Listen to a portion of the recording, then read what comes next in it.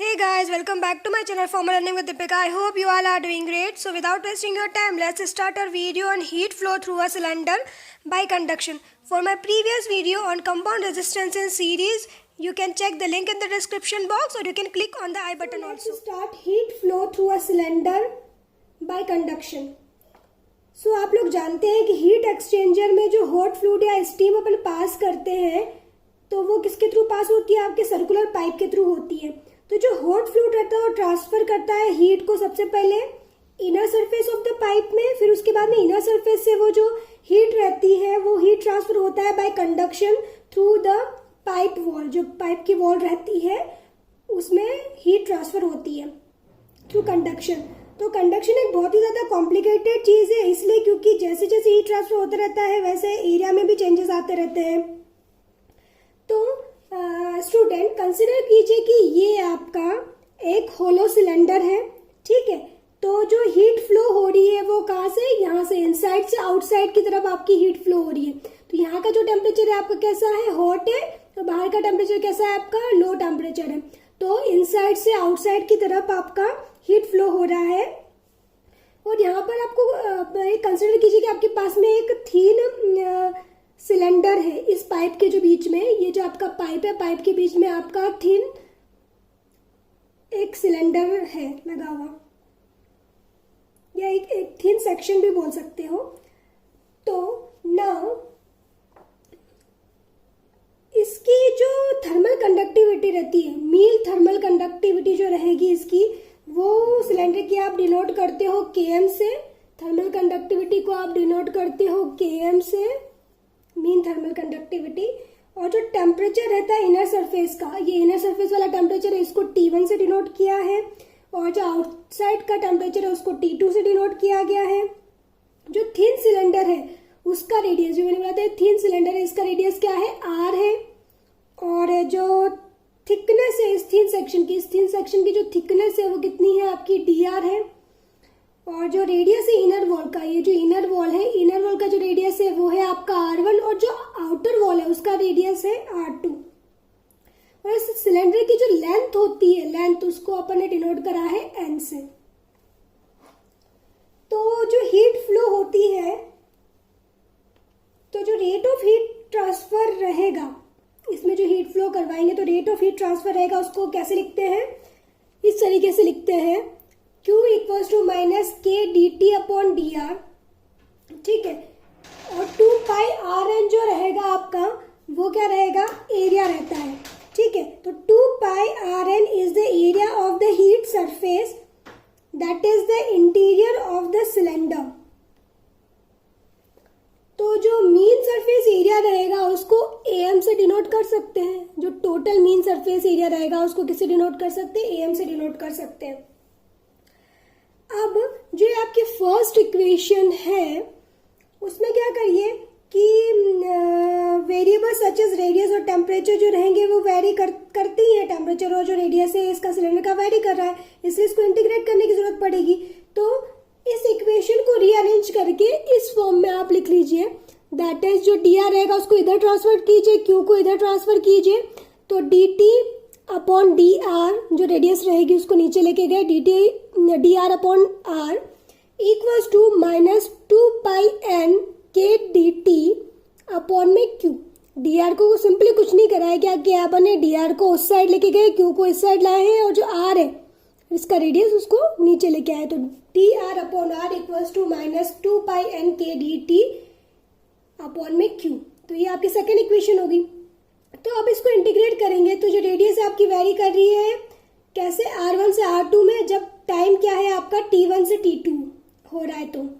तो इंटीग्रेशन का साइन लगा के फिर इंटीग्रेट करिए, r1 से r2 dr अपॉन r, और जो भी आपका जो माइनस के dt रहेगा, तो ये सारा जो है इसको बाहर निकाल लीजिए, क्योंकि आपको टेम्परेचर के इसमें इंटीग्रेट करना है। तो ये सारी चीज़ें क्या रहेगी, वो बाहर आ जाएगी और k dt बचेगा आपका, k dt। तो t1 से t2 आप इसको इंटीग्रेट करते हैं। फिर यहाँ पर integration of r2 minus r1 रहेगा, ठीक है, equals to t1 minus t2। तो जो ये क्यू रहेगा, पूरी इक्वेशन जो है आपकी क्यू की वो कैसी आ जाएगी, ये वाली इक्वेशन जो है आपकी वो कैसी हो जाएगी, 2 pi N as it is है। जो थर्मल कंडक्टिविटी है पूरे की वो कैसी है आपकी, mean thermal conductivity, that is के एम। और जो टेम्परेचर डिफरेंस रहेगा वो क्या रहेगा, T1 माइनस T2 और integration of R2 minus R1, R2 upon में R1।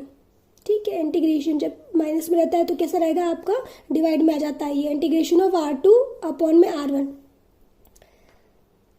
तो अकॉर्डिंग टू द फूरियर्स लॉ में जो मेटल वॉल के थ्रू जब हीट ट्रांसफर हुआ था सिंपल मेटल वॉल के थ्रू, तो जो इक्वेशन थी वो कैसी थी आपकी, ये वाली थी।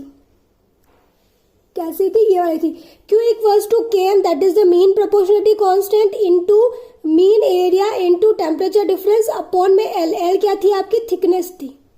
ठीक है, तो अब जो ये इक्वेशन है आपकी, ये वाली सपोज करो कि फोर्थ वाली इक्वेशन और फिफ्थ वाली इक्वेशन है, तो इन दोनों इक्वेशन को आप इक्वेट कीजिए, मतलब कि ये इक्वेशन जो रहेगी इसको इक्वल में इसके लिखिए। ठीक है, तो क्या होगा कि आपका कॉमन क्या चीज निकल रही है, दैट इज आपका बच रहा है AM अपॉन एल, तो AM अपॉन एल अपन ने निकाल लिया, फिर क्या चीज बचेगी आपकी 2 पाई एन। ठीक है, Km से Km तो आपका कैंसिल आउट हो जाएगा। ठीक है, फिर इसके बाद में जो बचेगा केवल राइट हैंड साइड को इक्वेट करना है आपको, क्योंकि हीट ट्रांसफर दोनों में कॉमन है। ठीक है, तो दोनों राइट हैंड साइड को आप इक्वल्स टू में लिख लीजिए। इक्वल्स टू में लिखने के बाद में जो चीज कैंसिल आउट हो रही है उसको कैंसिल आउट कर लीजिए। देखिए मैं यहाँ पर बता देती हूँ ताकि और इजी रहेगा आपको समझने में। ये रहा 2 pi N Km T1 minus T2 upon में है आपका IM R2 minus R1 equals to, second जो इक्वेशन है आपकी क्या है, Km multiply by AM into T1 minus T2 upon में L है। तो आप देख लीजिए यहाँ पर कॉमन क्या है, Km कॉमन है, Km कैंसिल आउट हो गया, T1 माइनस T2 कॉमन है, ये कैंसिल आउट हो जाएंगे। ठीक है, तो अब इक्वेशन को अपन ने कैसे लिखा हुआ है, यहाँ पर जो बचा हुआ है AM upon L equals to 2 pi N बचा हुआ, तो 2 पाई एन और अपॉन में R2 अपॉन में था यहाँ पर, सॉरी मैंने थोड़ा सा गलत किया, R2 अपॉन में R1 था, तो as it is R2 upon में R1 लिख रखा है। ठीक है, अब जो लेंथ है, लेंथ को आप क्या लिख सकते हो, लेंथ जो है इसकी थिकनेस है, थिकनेस जो थी आपकी क्या थी, R2 माइनस R1 लिख सकते हो, क्योंकि जो सिंपल वॉल थी वो उसकी थिकनेस और इसमें जो थिकनेस दे रखी है वाली थिकनेस, तो कैसी है आपकी थिकनेस, R2 माइनस R1 है। ठीक है, ये R2 को R1 से माइनस कर लोगे तो जो बची हुई है आपकी थिकनेस आ जाएगी। तो आप उसको ऐसे लिख सकते हो L, तो L अपन ने यहाँ पर ट्रांसफर किया है और L को लिखा है, सिंपली L को लिखा है R2 माइनस R1 लिख रखा है। तो M एज इट इज है यहाँ पर 2 pi N R2 minus R1 upon में ये इक्वेशन एज इट इज लिख रखी है। ठीक है, अब क्या होता है, AM जो है आपका, AM क्या है आपका, मीन एरिया है। ठीक है, तो मीन एरिया है, तो यहाँ पर जो एरिया रहता है, यहाँ पर जो एरिया है आपका वो क्या है, AM सपोज AM यहाँ पर एरिया है, और इस सिलेंडर की अगर बात करते हो तो इस सिलेंडर का जो एरिया है वो क्या है, total area 2 pi N RM, पूरा एरिया जो है 2 पाई एन RM है। ठीक है, तो ये पूरा एरिया है आपका। ठीक है, तो यहाँ पर जो चीज बच रही है वो क्या बच रही है आपकी, सिर्फ RM बच रहा है। क्या बच रहा है आपका, मीन रेडियस बच रहा है 2 पाई R, तो यह आपका क्या है, एरिया है पूरा। ठीक है, मीन एरिया, तो RM लिख सकते हो आप यहाँ पर, तो यहाँ पर आपने क्या लिख दिया, RM लिख दिया। ठीक है, क्योंकि ये क्या रहेगा, जैसे कि आप यहाँ पर AM है, AM की जगह में आप क्या पुट करोगे, ये वैल्यू पुट करोगे, AM की जगह में ये वैल्यू पुट करोगे। ठीक है, इसको मैं रब कर देती हूँ, फिर समझाती हूँ आपको तो अच्छे से समझ में आएगा।